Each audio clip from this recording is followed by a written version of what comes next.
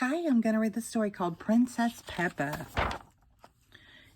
It is bedtime for Peppa and George. Mummy Pig tucks them in and turns out the light. Good night, little piggies, she whispers.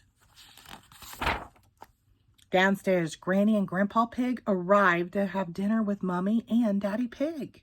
They all sit down to eat, but suddenly they hear noises coming from upstairs. Is that Peppa and George? Asked Grandpa Pig. Looks like the little piggies aren't sleeping after all. Mummy Pig goes upstairs to check on Peppa and George. They are wide awake. Peppa, George, quickly now, hop into bed, says Mummy Pig. You're making lots of noise, and it's too late for you to be up. We aren't sleepy yet, says Peppa. Will you tell us a story? Asked Peppa. We promised to go to sleep after a story.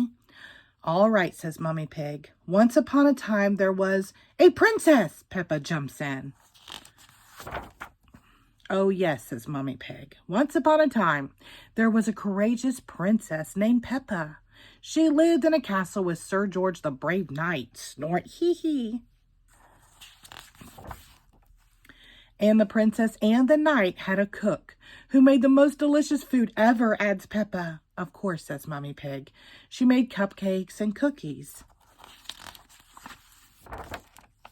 And a cherry jelly tower, says Peppa.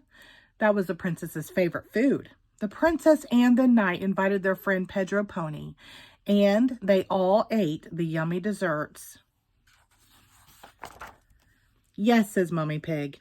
And afterward, everyone was so full, they fell right asleep. The end. Then they woke up, cries Peppa, and they invited a wizard to the castle. A wizard? Asked Mummy Pig. Yes, says Peppa. And he did a big magic show, but then all of a sudden, a big green dragon came to the castle. Peppa continues. Hee hee hee, laughs George. Grrr. Oh no, says Mummy Pig. How scary. The dragon wasn't scary, says Peppa. He was just very hungry. So the king came and ordered the cook to make a picnic, says Peppa. He did? Mummy Pig asked with a yawn. Yes, says Peppa. The cook, the wizard, the princess, the knight, the king, Pedro Pony, and the dragon sat down to a big feast.